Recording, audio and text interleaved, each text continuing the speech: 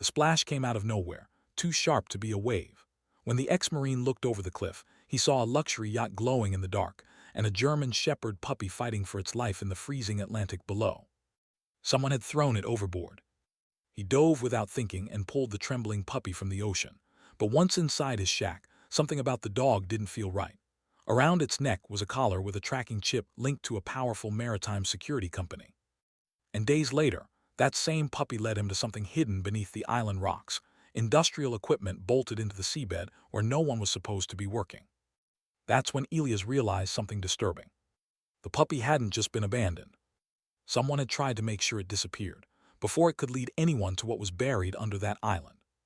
Before we start, please subscribe. When we hit 100,000 subscribers, I'll be buying a dog I truly admire, a Tibetan Mastiff. Let me know in the comment. Do I have bad taste, or is that a solid choice? The island was not marked on most maps. If someone looked closely enough, they might see a thin speck of rock surrounded by miles of cold Atlantic water, but to the world it was nothing important. No harbor, no village, no reason for anyone to stay there long. The waves broke against its cliffs day and night, the wind moved across the grass without interruption, and the only permanent structure was a small wooden shack that leaned slightly toward the ocean as if it too had grown tired of standing. Elias Rowan preferred it that way. He had lived there for almost 3 years, though time had begun to lose its shape. Days blended into each other with the rhythm of tides and weather. Morning meant checking the small fishing nets he had tied between rocks.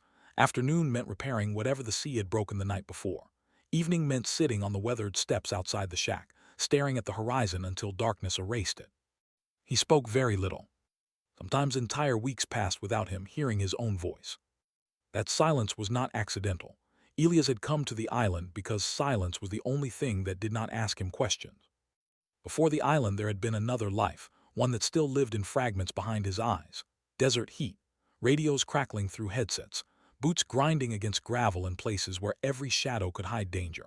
The Marine Corps had taught him discipline, patience, and how to keep moving forward when fear tried to freeze the body. But there was one mission his mind refused to leave behind. 3 men, 3 names he still remembered, and one moment when everything had gone wrong. After that, the noise of the world became unbearable. Cities sounded like war zones. Crowds felt like pressure closing around his chest. People told him time would help, but time only sharpened the memories. So he left. The island had been empty when he found it. The shack belonged to no one, abandoned years earlier by fishermen who had long since moved to the mainland. Elias repaired the roof, patched the walls, and turned the place into something livable with whatever materials washed ashore. The sea became his only neighbor. On most nights the island slept beneath the slow breath of the tide, broken only by the distant cry of seabirds. That night was different.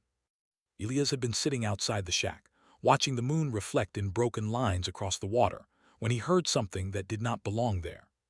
A splash. Not the random crash of waves against rock.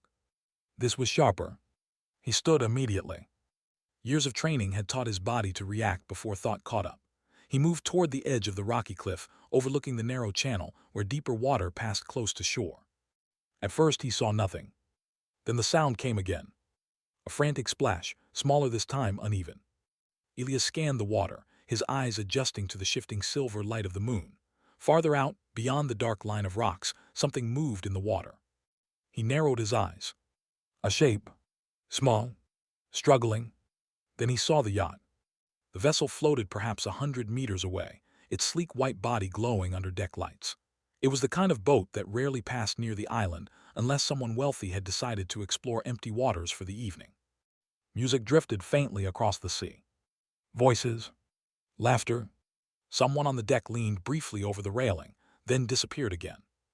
Elias looked back at the water. The small shape surfaced again. This time he saw it clearly. A dog. A German Shepherd puppy, its small body barely large enough to fight the current. Its paws slapped weakly against the freezing water as it struggled to keep its head above the waves. For a moment Elias simply stood there. The scene unfolded in front of him like something unreal. The yacht floated quietly as if nothing had happened, while the small animal fought the ocean alone. He understood instantly what he had witnessed. Someone had thrown it overboard. The old version of Elias, the one who had stopped trying to save things after losing men he had sworn to protect, might have turned away. But the ocean had other ideas. The puppy vanished beneath a wave. That was enough. Elias pulled off his jacket and boots without hesitation and ran down the narrow path that cut through the rocks toward the waterline. The wind hit him hard as he reached the edge, the freezing spray already stinging his skin. He didn't stop to think. He dove. The cold water struck his body like a hammer, stealing the air from his lungs for a second before training forced him to move again. Elias pushed through the waves, cutting toward the place where he had last seen the puppy. "Come on," he muttered through clenched teeth, though he knew the animal couldn't hear him. Another small splash appeared ahead. The puppy surfaced again, weaker now, its tiny head barely lifting above the water. Elias reached it just as another wave rolled through the channel. His hand closed around wet fur. The puppy struggled weakly for a second, then collapsed against his arm as if it understood the fight was over. Elias turned toward shore, the current pushing against him as he swam back through the dark water. Each movement burned through his muscles, but he held the small body above the waves as best he could.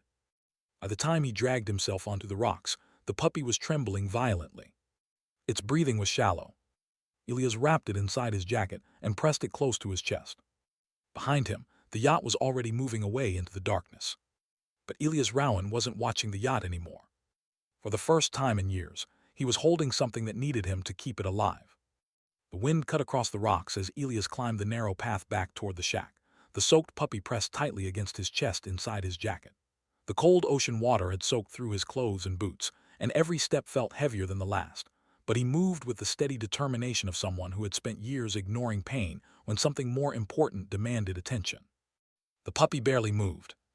Its small body trembled violently, not from fear but from the cold. Elias could feel the rapid, uneven rhythm of its breathing through the fabric. He knew that kind of shaking, hypothermia. He had seen it before in worse places than this island. When he reached the shack, he pushed the wooden door open with his shoulder and stepped inside. The interior was simple but organized. A narrow bed stood against one wall. A small iron stove sat near the center of the room, its pipe running through the roof. Fishing gear hung from wooden hooks. A battered metal table held tools, rope, and a lantern that provided the only light. Elias moved quickly. He set the puppy down on a dry cloth beside the stove and immediately began feeding small pieces of driftwood into the firebox. The stove had gone cold hours earlier, but the kindling caught fast once he struck a match. Within minutes, warmth began spreading slowly through the small room. The puppy still shivered. Elias removed his soaked shirt and wrapped the animal in a thicker blanket he kept near the bed. Then he crouched beside it, carefully rubbing the dog's sides with slow, steady pressure to help bring circulation back into its body. "Stay with me," he muttered quietly. The puppy's eyes fluttered open. They were dark and glassy, but alert enough to focus briefly on his face. Its ears were too large for its small head, one of them bent slightly where the fur was still wet. The animal made a faint whining sound, then pressed its nose weakly into the blanket. Elias exhaled slowly. That was a good sign. He moved to a small cabinet and returned with a metal bowl. From a kettle near the stove he poured warm water, mixing it carefully with a little powdered milk he had saved from his last supply run to the mainland. The mixture wasn't much, but it would help. He dipped his fingers into the bowl and held them near the puppy's mouth. At first the dog didn't react. Then slowly, cautiously, the tiny tongue began licking the liquid from his fingers. "Good," Elias said quietly. The puppy drank a little more before its head sagged again, exhaustion pulling it back toward sleep. Elias let it rest, keeping the blanket wrapped tightly around it while the stove filled the shack with growing warmth. Outside, the ocean continued its restless movement against the cliffs. Inside, the small room held a quiet different from the emptiness Elias had grown used to. For a long time he sat beside the puppy, watching its breathing stabilize. Something about the situation unsettled him in a way he couldn't quite explain. People didn't throw dogs into open water for no reason, especially not from a yacht like the one he had seen. Eventually, the puppy stirred again. This time it tried to lift its head fully, blinking slowly as if trying to understand where it was. Elias adjusted the blanket slightly and placed the bowl closer so it could drink again. The dog managed a few more careful laps before collapsing back onto the cloth. "That's enough for now," Elias murmured. He leaned back against the wall and studied the animal more closely. The fur beneath the drying coat was surprisingly clean for something that had just been thrown into the sea. The body was thin but not starved. The paws were large for a puppy its age, suggesting it would grow into a strong adult dog.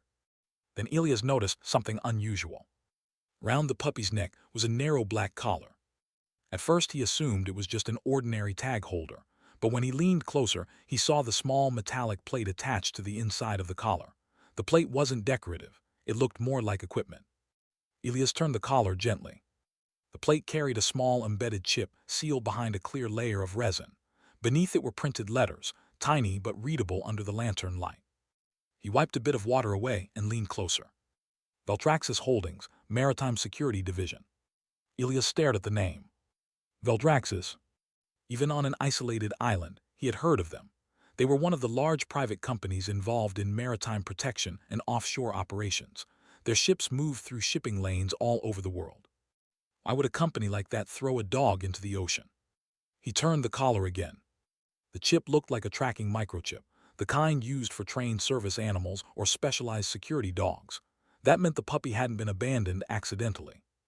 It had belonged to someone, and someone had decided it wasn't worth keeping alive. Elias leaned back slowly. For a moment, an old feeling surfaced in his chest, something bitter and familiar. In his years in the Marines, he had seen equipment discarded when it became inconvenient. Vehicles, gear, sometimes even entire operations written off when the cost of recovery outweighed the value. But watching a living animal thrown away like broken equipment stirred something deeper. The puppy shifted in its sleep, one small paw stretching out from the blanket until it rested against Elias' arm. He didn't move it away. Instead, he sat quietly beside the stove, the sound of the fire crackling softly in the iron chamber. The island had been silent for years. Now there was a second heartbeat in the room. And Elias Rowan had the growing feeling that rescuing this puppy might bring far more trouble to his quiet island than he had expected. Morning arrived slowly over the island, the sky shifting from deep blue to pale gray as the first thin light crept across the surface of the ocean. Elias Rowan had not slept much.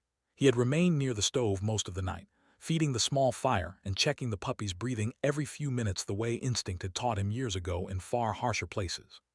The puppy had slept deeply, its small body finally warm enough that the violent trembling had stopped.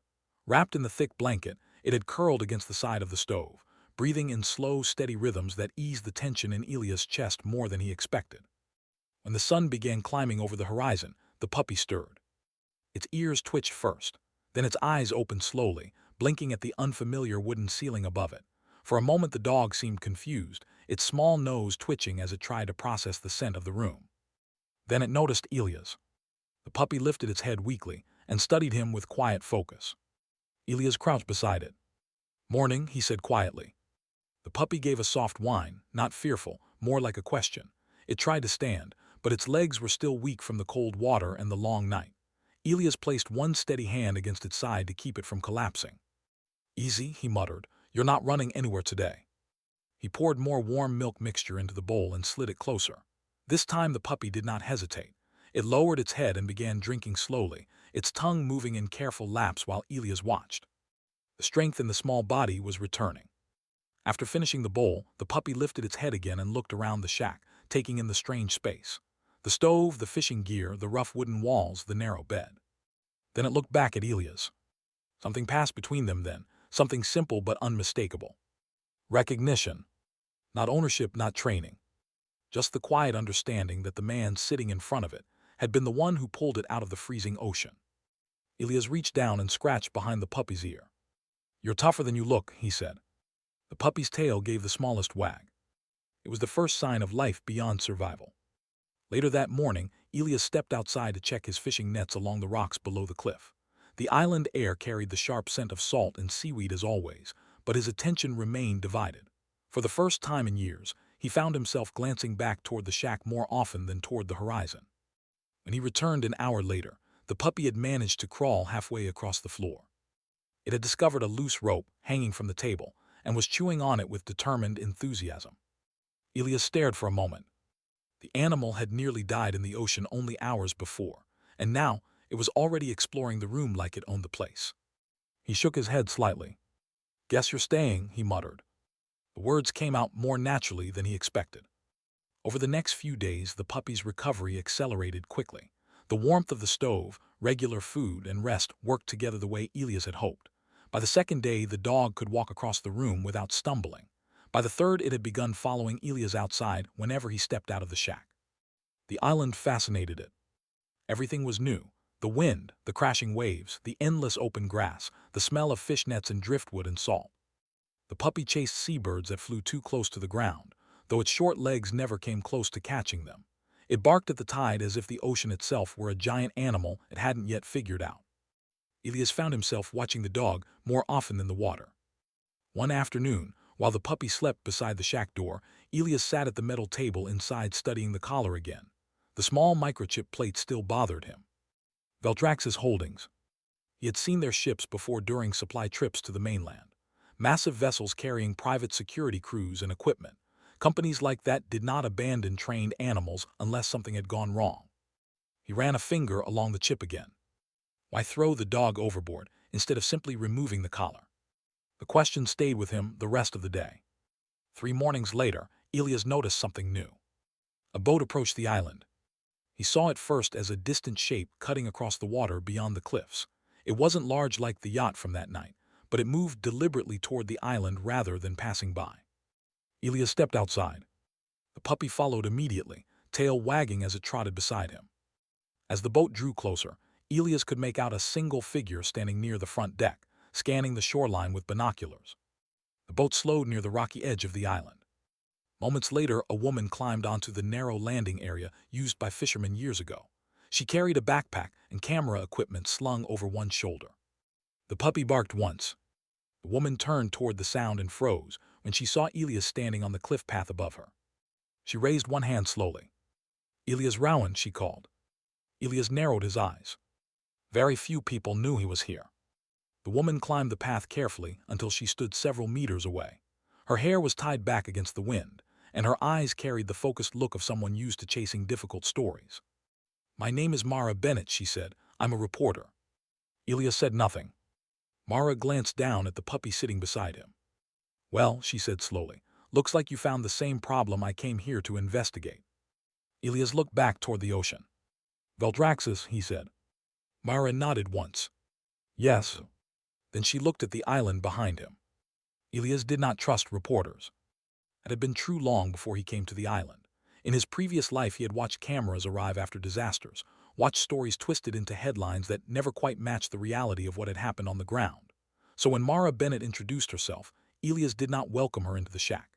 He stood outside, the wind moving across the cliffs while the puppy remained near his leg, studying the stranger with curious but cautious eyes. "What do you want here?" Elias asked. Mara brushed loose strands of hair from her face as the wind shifted. "I'm not here for you," she replied honestly. "I'm here because of Veltraxis."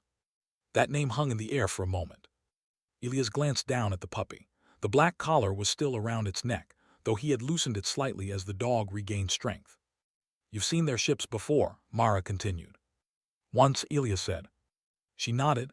"They filed a development proposal 2 weeks ago. Eco-resort project, private investment, tourism. They say they want to build luxury lodges out here." Elias looked across the empty island.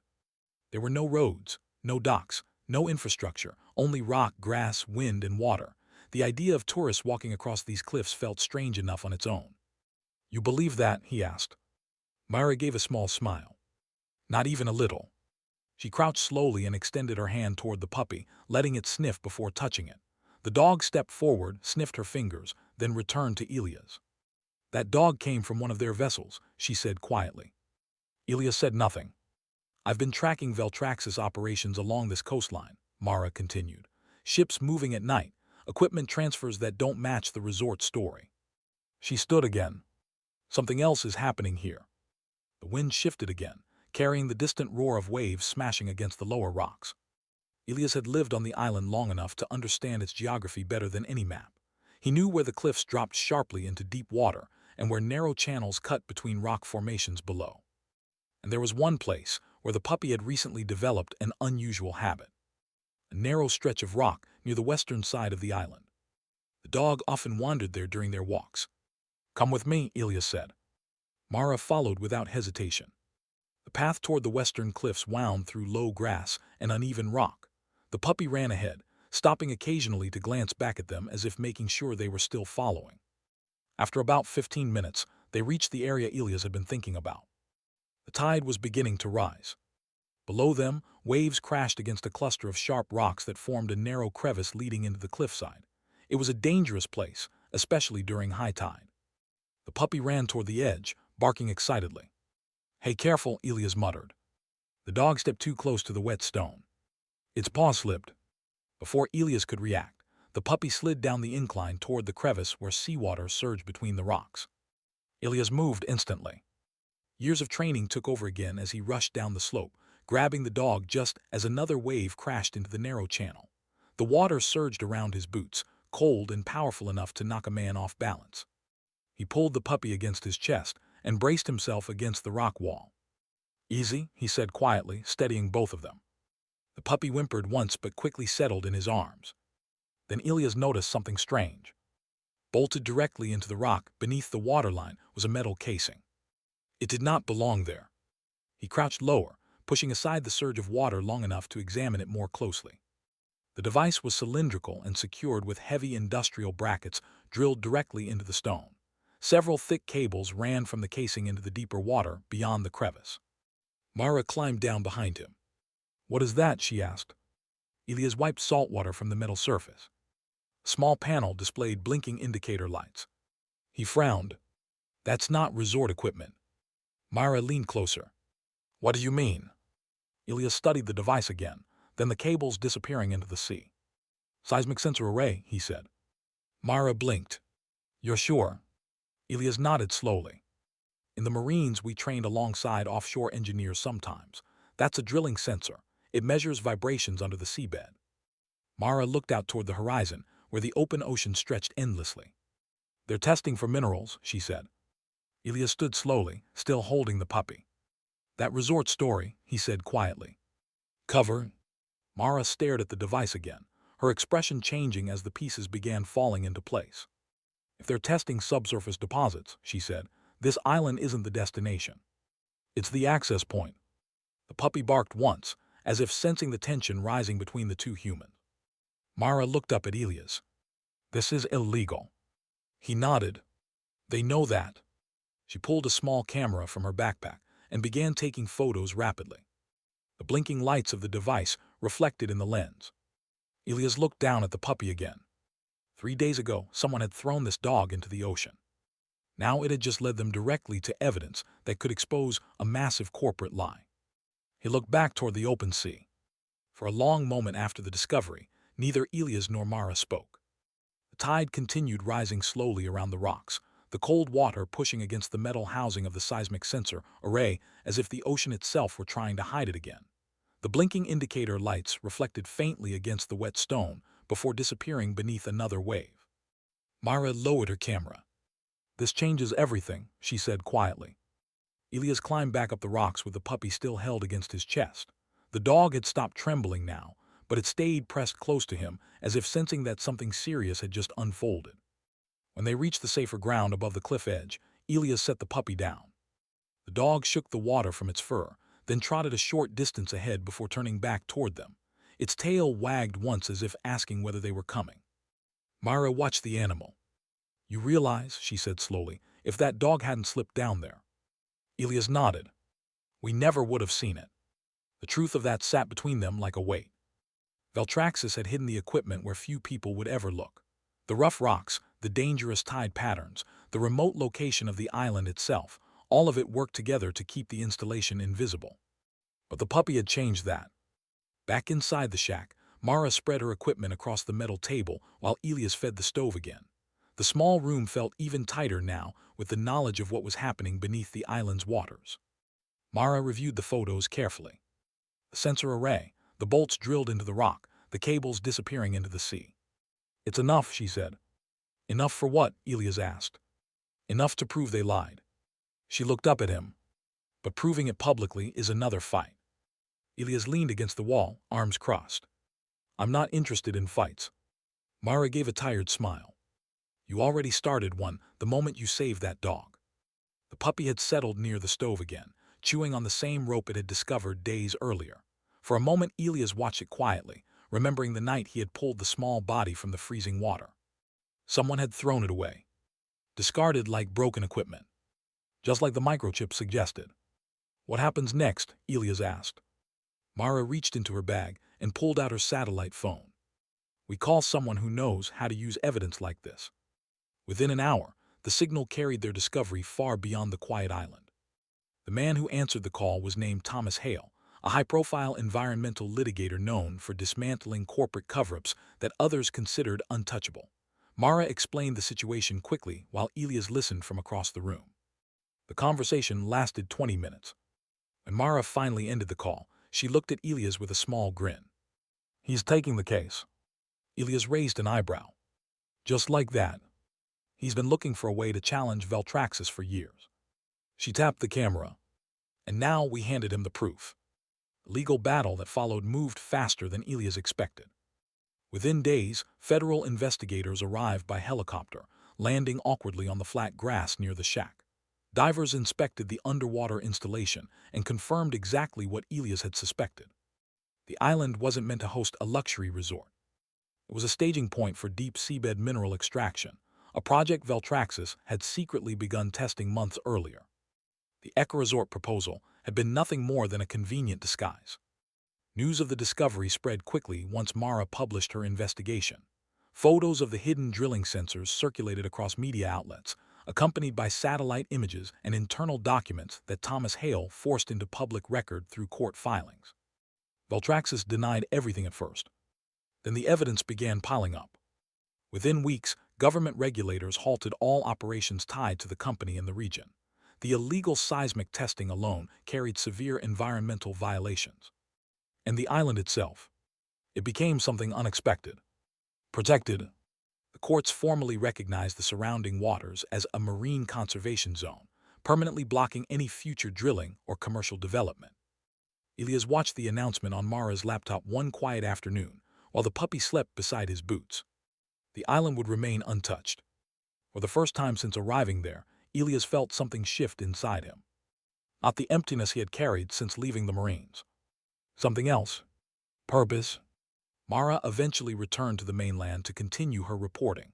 Thomas Hale moved on to his next case. The investigators left once their work was finished. But the island remained the same.